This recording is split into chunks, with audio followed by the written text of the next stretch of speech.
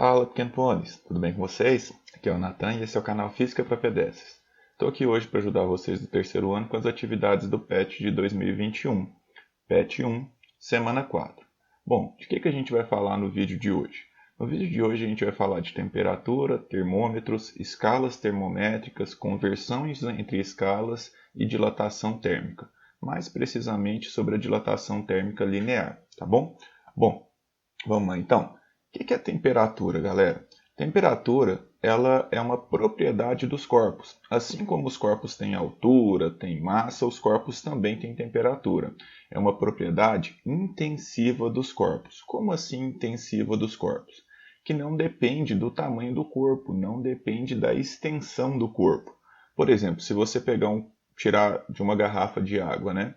Só um pouco de água, só um copo de água, esse copo de água, mesmo tendo menos volume, menos extensão que a garrafa toda, vai ter a mesma temperatura. Então não depende do tamanho, não depende da extensão dos corpos, então por isso é uma propriedade intensiva. E o que ela é, de fato? Numa escala microscópica, ela é a medida do grau da agitação térmica das moléculas. Quanto mais agitadas estão as moléculas, maior vai ser a temperatura. Então, corpos quentes, as moléculas ficam mais agitadas que em corpos com menor temperatura, corpos mais frios, em que as moléculas ficam menos agitadas. Pensando nesse menos agitadas, é possível a gente pensar ou imaginar uma temperatura mínima. Como assim, Nathan? Bom, quanto mais eu vou diminuindo a temperatura, mais paradas vão ficando as moléculas, chegando a um ponto que as moléculas simplesmente param. Então, a temperatura menor possível, que a gente chama de zero absoluto, ela acontece quando, em teoria, não existe nenhum movimento nas moléculas do corpo. Então, existe uma temperatura mínima que a gente chama de zero absoluto. Então, o zero absoluto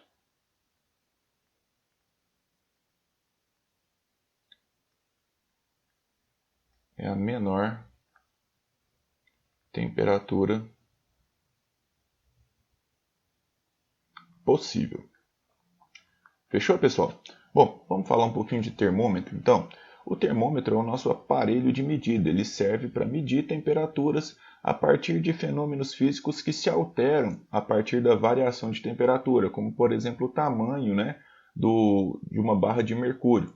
Quando ele se aquece, essa barra de mercúrio se dilata e a gente tem as escalas, relaciona esse tamanho dessa coluna de mercúrio com o valor de temperatura associado. Tá bom? Mas entendam que o termômetro ele não mede a temperatura dos corpos, mas sim a temperatura dele próprio. Para o termômetro funcionar direito, a gente precisa colocar ele no seu braço, ou em outro lugar que você queira, e esperar um tempo. Um tempo para quê? Para que o termômetro atinja o equilíbrio térmico com o seu corpo e passe a medir uma temperatura igual à que o seu corpo tem.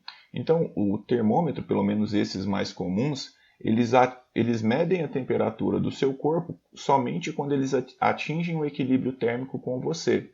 Antes disso, ele está medindo a temperatura do ambiente. Tranquilo, pessoal? Bom, então agora a gente vai falar das escalas termométricas.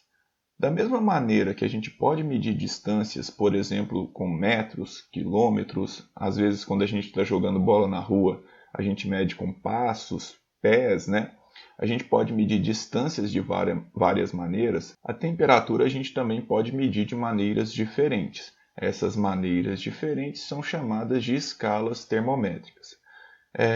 São três escalas principais: a Kelvin, a Celsius e a Fahrenheit. A Kelvin ela se baseia no zero absoluto para o seu zero na escala. Então a escala Kelvin ela não possui valores negativos. A escala Celsius é a mais utilizada aqui no Brasil e a Fahrenheit é a mais utilizada nos Estados Unidos de forma geral. A Kelvin é a unidade do sistema internacional. Numa linguagem científica, ela é a unidade oficial, tá bom? E aí, só para reforçar, não existe valores negativos na escala Kelvin. Por quê? Porque ela já parte do zero absoluto. Então aqui eu vou escrever as temperaturas de vapor e de gelo nessas três escalas porque elas vão ser importantes para a gente aprender a converter entre uma escala e outra. Na escala Kelvin, a água ferve a 373 Kelvin e ela congela a 273 Kelvin. Na escala Celsius, que a gente utiliza aqui no Brasil, a água ferve aproximadamente a 100 graus Celsius, é a temperatura do vapor da água, e ela congela próximo a 0 graus Celsius. E na escala Fahrenheit, aqui é 212 graus Celsius, 212 graus Fahrenheit e 32 graus Fahrenheit.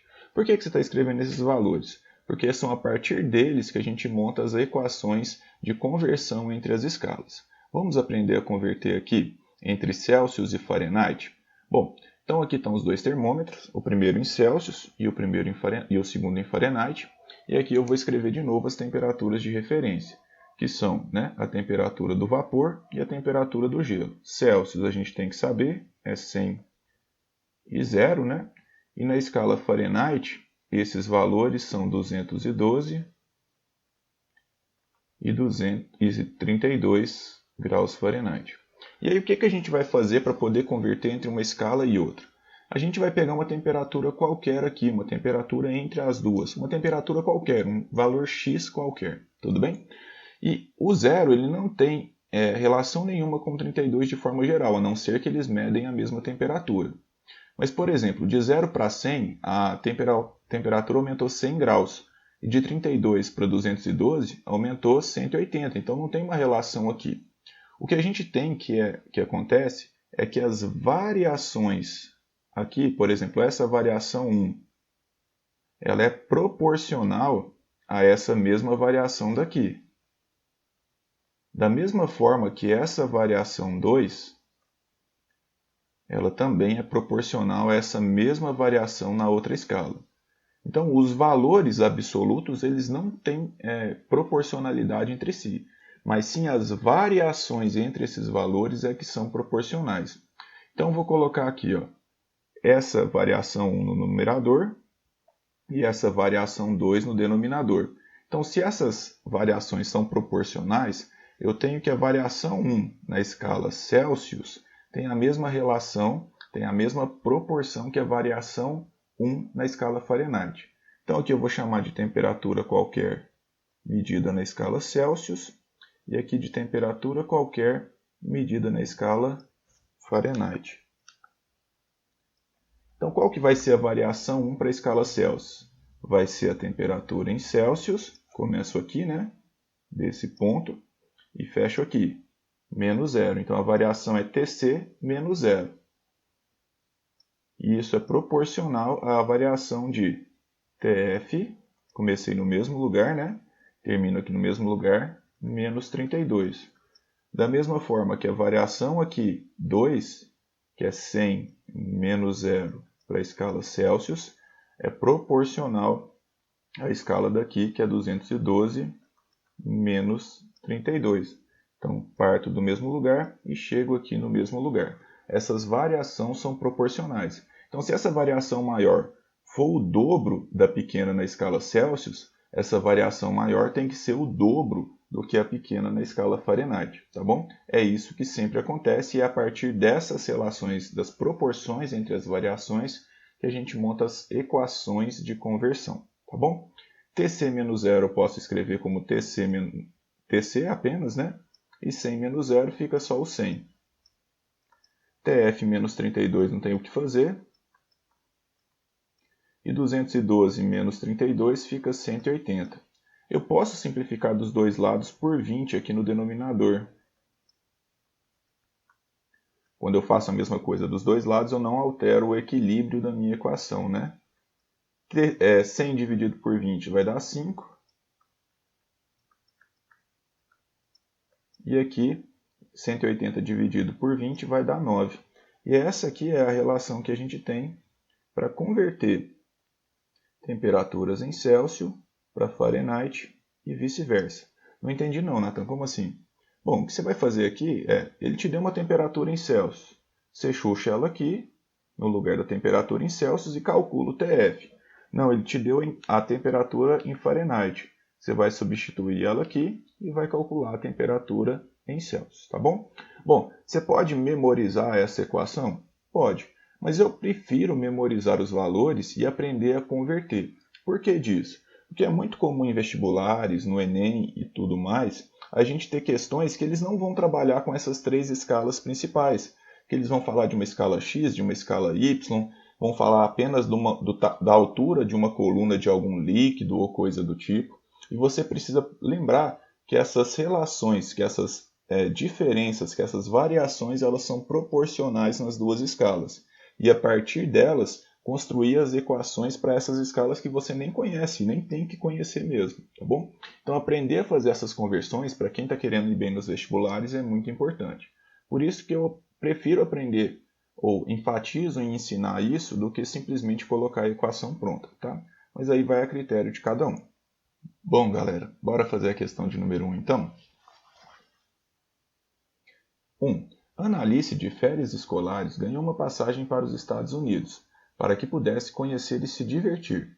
Buscando algumas informações locais, ela pesquisou sobre a previsão do tempo, que marcava uma temperatura próxima de 41 graus Fahrenheit. Baseado nessa informação, Ana Alice começa a preparar as malas, e nelas são colocados shorts, camisetas, demais roupas leves, chinelos e sandálias. Ana Alice acertou as escolhas de suas vestimentas? Justifique sua resposta. Bom, 41 graus aqui no Brasil, como a gente mede na escala Celsius, é um valor bem quente, né? Uma temperatura bem quente. A gente sente calor a 41 graus Celsius. Mas será que 41 graus Fahrenheit também é quente? Bom, para isso a gente precisa converter para Celsius, que é o nosso que fica mais fácil da gente saber, né? Porque a gente tem mais convívio com a temperatura em Celsius. Bom, a gente já aprendeu a fazer a conversão de Celsius para Fahrenheit. A temperatura em Celsius dividido por 5 é igual a temperatura em Fahrenheit menos 32 sobre 9. Então, o que a gente tem que fazer? A gente tem que pegar essa temperatura em Fahrenheit, colocar aqui e calcular qual que vai ser a temperatura em Celsius. Então, a temperatura em Celsius sobre 5 é igual a temperatura em Fahrenheit, que é 41, menos 32 sobre 9. 41 menos 32 dá 9, né? E 9 dividido por 9 vai dar 1. Então aqui ficou TC sobre 5 igual a 1. E aí esse 5 que está dividindo vai passar para lá multiplicando. A gente tem que a temperatura em Celsius vai ser igual a 5 graus Celsius. Bom, 5 graus Celsius é frio, né? Eu acho que até para quem mora no sul é frio. Bom, e aí, essas roupas que ela está levando, que são shorts, camisetas, demais roupas leves, chinelos e tal, são vestimentas adequadas? Bom, na verdade não, né? Não. Pois essa temperatura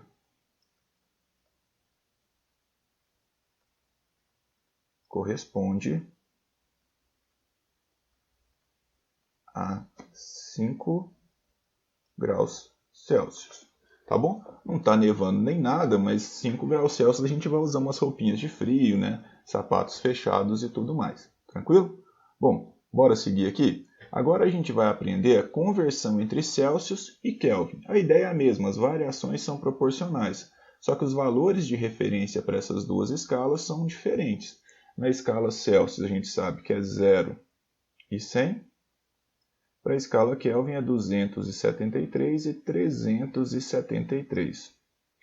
A gente vai pegar aqui de novo uma temperatura qualquer, que é um valor qualquer. Aqui na escala Celsius esse valor qualquer vai ser Tc, e na escala Kelvin vai ser Tk. Então a gente vai pegar o do meio menos o de baixo e colocar isso no numerador, e o de cima menos o de baixo e colocar isso no denominador. Essas duas relações para os dois lados, já que essas variações são proporcionais entre os dois. Essa variação 1 na escala Celsius está para essa mesma variação na escala Kelvin, assim como essa variação maior na escala Celsius está para essa variação maior na escala Kelvin. Então, escrevendo aqui vai ficar Tc menos 0, a variação menor, sobre a variação maior, 100 menos 0, é igual a temperatura em Kelvin menos 273, variação menor aqui, né, da direita, sobre 373 menos 273. Então, a gente tem TC sobre 100 é igual a TK menos 273 sobre 100. Olha só, 100 está dividindo dos dois lados, né? Então, um está desfazendo o que o outro fez. A gente pode cortar eles, a gente pode cancelar eles. Então, TC vai ficar igual a TK menos 273. O que é bom, né? Porque é bem mais simples que a conversão para Fahrenheit. A gente não tem que dividir nem multiplicar por nada, é só subtrair 273 para descobrir a temperatura em Celsius a partir da temperatura em Kelvin. Se eu quero a temperatura em Kelvin, esse 273 vai para o outro lado somando. Tudo bem? Bom, bora fazer a 2 então? Pessoal, antes de fazer a 2, se inscreve no canal, deixa o joinha se os vídeos estão te ajudando, se você está gostando dos vídeos, você quer apoiar esse projeto, deixa um joinha, compartilhe com seus colegas que ajuda muito a gente e o tio fica muito feliz, tá bom? Bora para a 2 então. A temperatura de fusão do nitrogênio é menos 210 graus Celsius. Do cloro é 101,5 graus Celsius e da água 0 graus Celsius. Determine essas temperaturas de fusão na escala Kelvin. Então aqui, para o nitrogênio,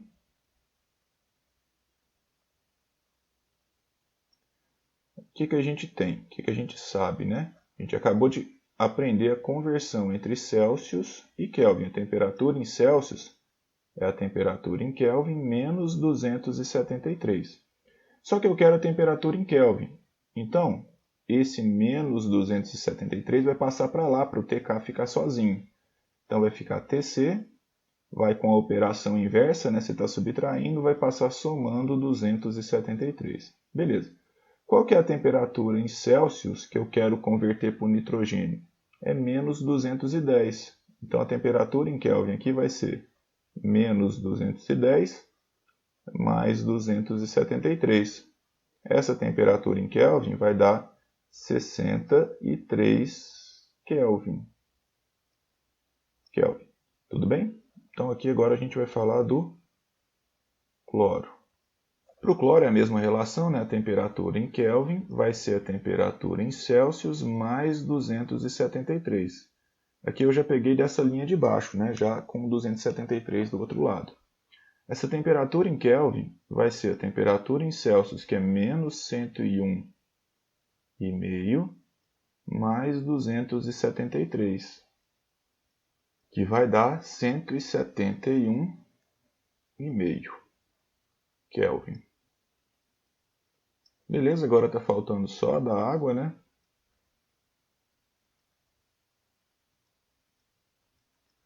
A da água é 0, então vai ficar mais fácil ainda. A temperatura em Kelvin é igual à temperatura em Celsius mais 273. Temperatura em Kelvin, então, vai ficar 0 mais 273. A temperatura em Kelvin de fusão da água é 273 Kelvin. Beleza, pessoal? Então é isso aqui, as temperaturas de fusão, todas elas na escala Kelvin, tá bom? Bora adiantar então? Agora a gente vai falar sobre dilatação térmica. O que é dilatação térmica, Nathan? Dilatação térmica é a variação do tamanho dos corpos, seja comprimento, altura, largura, área, volume desses corpos a partir de uma variação de temperatura. Toda vez que a temperatura muda, os corpos sofrem uma variação no seu comprimento, nas suas dimensões. E aí, a regra existe exceção, mas a regra é, quando a temperatura aumenta, os corpos aumentam de tamanho. E quando a temperatura diminui, os corpos diminuem o seu tamanho também, diminuem as suas dimensões. Então você quer falar que quando está mais frio, os corpos ficam mais pequenos e quando está mais quente, os corpos ficam mais grandes? Sim, mais ou menos isso. Quando está mais frio, os corpos ficam menores. Quando está mais quente, os corpos ficam maiores. Eu gostava muito dessa definição quando eu estava mais gordo. Por quê? Porque eu podia falar que eu não estava gordo, que na verdade eu estava era quente, né? Porque quanto mais quente os corpos, maior o tamanho deles. Brincadeira, gente. Bora seguir aqui. Mas por que isso acontece, galera? Bom, a temperatura é a medida do grau da agitação térmica das moléculas. Então, mesmo os sólidos, eles possuem uma vibração natural. E a temperatura mede o quanto essas moléculas estão vibrando. Quando eu aumento a temperatura, essa vibração também aumenta. Então aqui eu tenho um corpo com tamanho L0, uma barra de comprimento L0, e aí ela é cheia de moléculas, e essas moléculas não estão paradas, elas ficam oscilando e cada uma delas ocupando um determinado espaço aqui. Então essas moléculas ficam oscilando, cada uma delas ocupa um determinado espaço. Quando eu aqueço esse cara, o que acontece? As moléculas começam a vibrar mais e cada uma vai empurrando a outra para o lado, de forma que cada molécula começa a ocupar mais espaço.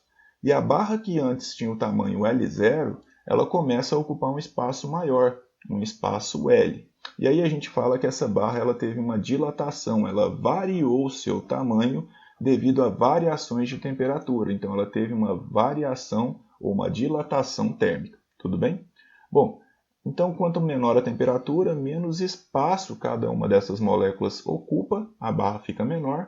Quando a temperatura aumenta, cada uma dessas moléculas ocupa um espaço maior, de forma que a barra como um todo ela fica maior. Tranquilo?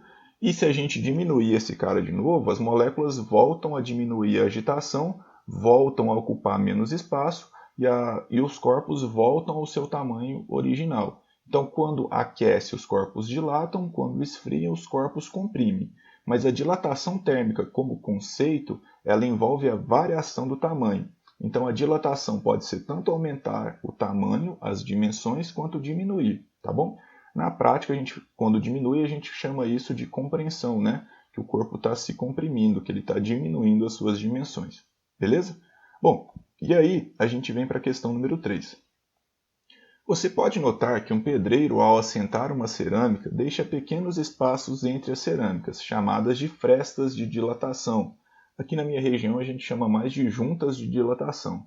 Analogamente, numa linha férrea, os trilhos são formados por barras de metais, e entre essas barras existem também esses espaços vazios, denominados frestas de dilatação.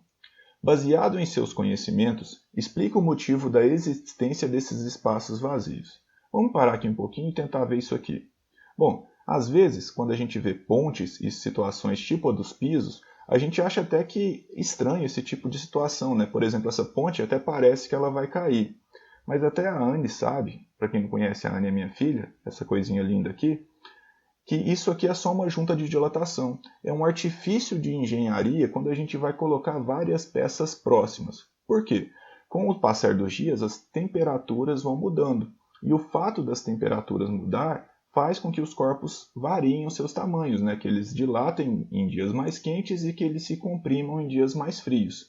E se eu não deixasse esse espacinho, essa junta de dilatação entre as peças, entre os pedaços da ponte, ou entre as cerâmicas, ou entre os trilhos do trem, o que aconteceria é que uma estrutura começaria a forçar a outra. E aí a gente podia ter problemas de desgaste antecipado, né? E a estrutura como um todo ficaria comprometida. No caso, aqui, essas juntas de dilatação podem ser vistas por cima também. Em estradas mais cuidadas, né? Elas ficam disfarçadas e aí tem um espaço para crescerem e diminuírem. Mas aqui em Minas essas juntas ficam mais bagunçadas assim mesmo, né? Fica parecendo umas bacadas nas pontes. Quem já foi para Caldas Novas, né, passa pelaquela ponte que separa o estado de Minas e o estado de Goiás, ela é cheia desses espaços, né? Esses espaços são juntas de dilatação, servem como artifício de engenharia para impedir que a estrutura fique se desgastando precocemente quando elas crescem e começam a forçar uma a outra. E aí os trilhos dos trens precisam ter essa mesma preocupação, porque em dias quentes esses trilhos tendem a crescer e eu preciso deixar esse espacinho para que isso possa ocorrer. Senão pode acontecer esse tipo de coisa, né? Se eu não estou enganado, isso aqui aconteceu depois de um incêndio, que aí a temperatura aumentou muito, né? E os trilhos começaram a forçar e ficaram todos tortos assim, um forçando o outro, porque o espaço que eles estavam não cabiam mais eles. E os pedreiros, eles deixam esse espacinho que foi comentado na questão, para quê? Para que quando os pisos variem as suas dimensões, né, que um não comece a forçar o outro. Se não deixar o espaço indicado na recomendação, acontece esses pisos eventualmente trincarem ou se soltarem, né? Você já deve ter ido em alguma casa que tem os pisos chocos ou que eles foram soltando devido a essas variações de temperatura e um piso ficar forçando o outro. Aí quando vai forçando eles vão inclinando assim e tendem a se soltar do chão. Tudo bem? Tem pisos que precisam de uma junta de dilatação bem menor, e isso está associado a qual material cada um desses pisos é feito. Tem materiais que dilatam mais e tem materiais que dilatam menos. Essa relação, né, a propriedade que esses materiais têm é chamado de coeficiente de dilatação térmica. Quanto maior esse coeficiente de dilatação térmica, mais esse material varia suas dimensões para a variação de 1 grau Celsius. Tudo bem? Bom, agora a gente pode voltar para a questão. Então vamos responder aqui. Baseado em seus conhecimentos, explique o motivo da existência desses espaços vazios. Esses espaços vazios servem para que os corpos, ao sofrerem variações de temperatura, possam se dilatar sem forçar o vizinho, vírgula, evitando assim desgastes prematuros. Então, eu coloco esse espaço para que os corpos possam dilatar, né, sem ficar forçando o material vizinho, sem ficar forçando a estrutura, dando mais vida útil para esses materiais e evitando desgastes prematuros, tá bom? Bom, bora falar de dilatação linear então?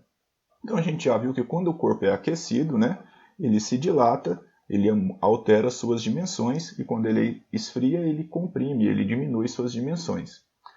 Todos os corpos, de forma geral, eles mudam seu volume, né? Mas tem corpos que têm o comprimento tão predominante em relação à altura e à largura dele, que a gente considera apenas a dilatação linear. E aí, a dilatação linear, então, é como, por exemplo, em fios, né? Fios da rede elétrica, barras metálicas, trilhos de trem e coisas do tipo. Quando uma dimensão predomina muito em relação às outras. A gente descarta as outras por serem muito pequenas e trabalha só com a dilatação linear. Na prática ela não acontece, mas ela é uma boa aproximação para corpos que têm uma dimensão predominante, tá bom? E aí o que acontece? A gente tem uma linha, né? Quando a gente aquece essa linha, ela aumenta de tamanho. E a variação desse tamanho, o ΔL, é o quanto mudou, né? A dilatação aqui é o quanto mudou. É o tamanho final, que é o L, menos o tamanho inicial. E aí, como que eu calculo essa dilatação? Essa dilatação depende de 3 coisas. Lembra que essa dilatação ela dependia do quanto cada moléculazinha aumentava o espaço que ela ocupava? Então, ela depende do tamanho inicial desse corpo. Quanto maior o tamanho inicial, mais moléculas esse corpo tem. E quando eu aumento a temperatura, cada uma dessas moléculas aumenta um pouquinho o seu tamanho. Então, depende do tamanho inicial. Por quê? Porque depende do número de moléculas que eu tenho. Então, a dilatação ela depende do comprimento inicial desse corpo. Depende também de qual material é feito, desse alfa. Esse alfa que é o coeficiente de dilatação, tá bom? Tem materiais com maiores coeficientes de dilatação térmica e o que eles fazem de diferente? Eles dilatam mais. Para a mesma variação de temperatura, mesmo tamanho inicial, esses materiais com maior coeficiente de dilatação eles dilatam mais que materiais com menores coeficientes de dilatação. Lembra do piso? Porcelanatos têm um coeficiente de dilatação menor do que cerâmicas comuns. Tranquilo? E a última e talvez mais óbvia depende da variação de temperatura.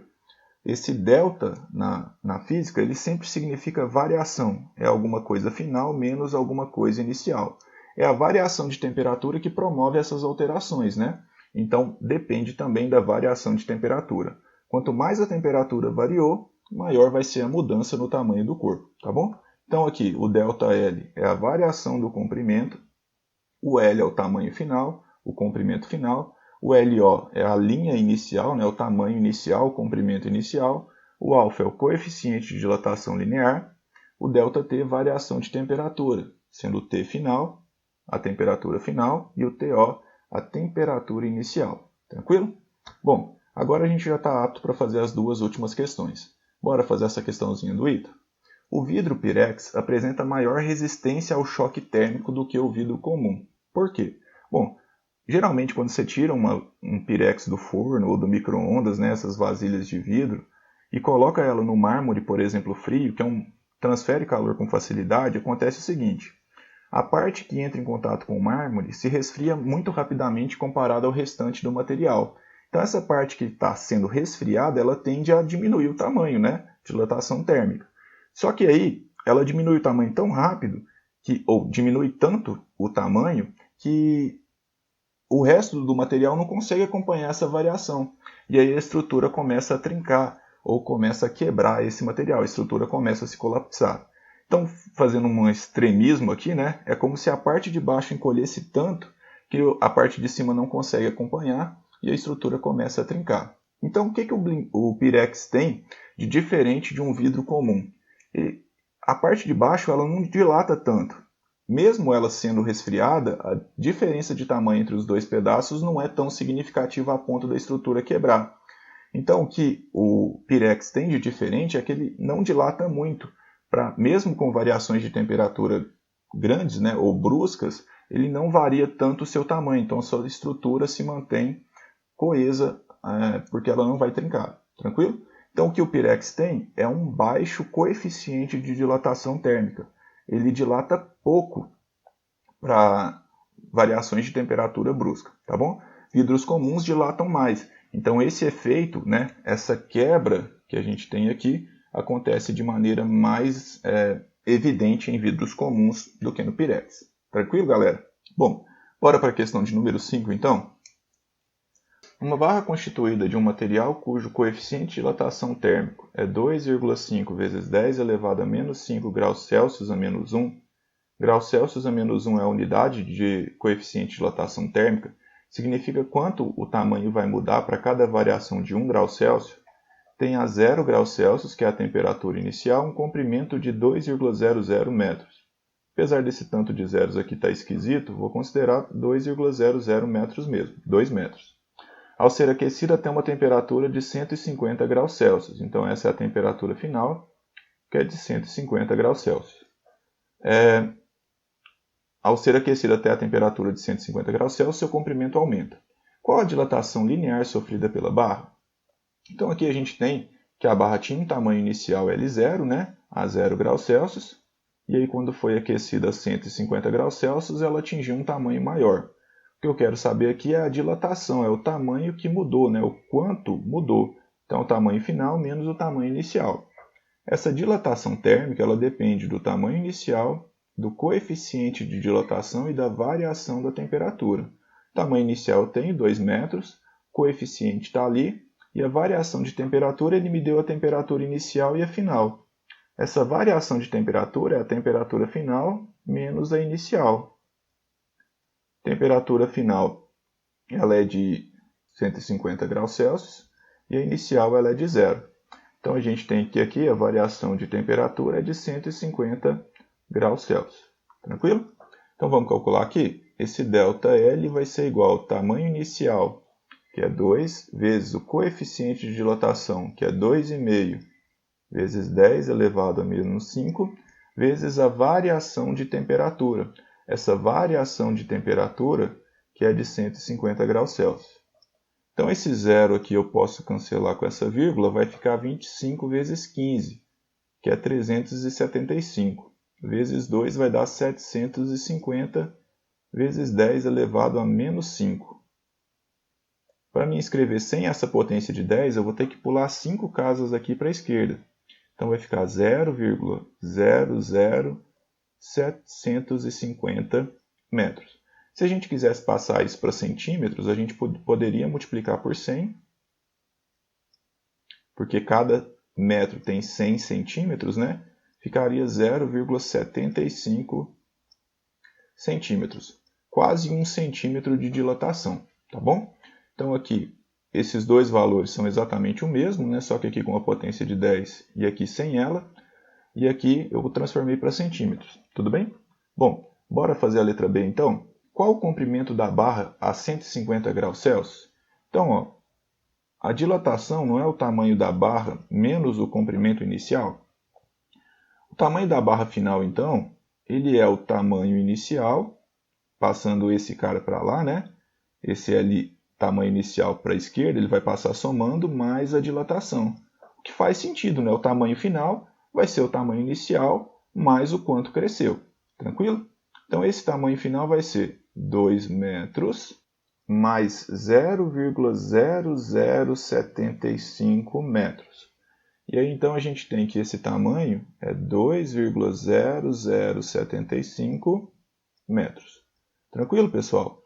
Bom, a dilatação para materiais que o coeficiente de dilatação é pequeno, ela é realmente muito pequena para tamanhos de 2 metros, né? Então, quando a gente fala de pontes que têm tamanhos muito maiores e prédios e tal, a gente precisa ter uma preocupação maior com essas juntas de dilatação. Mas para tamanhos de 2 metros, a dilatação é muito pequena de forma geral. Tranquilo, galera? Bom, então foi esse o vídeo de hoje. Espero ter ajudado vocês. Se eu ajudei, se inscreve no canal, deixa um joinha, compartilha com seus amigos para que mais gente possa assistir e se beneficiar desse trabalho, tá bom? Quem quiser seguir mais de perto, segue lá nas redes sociais. É isso aí, galera. Feliz Natal. Até mais. Tchau.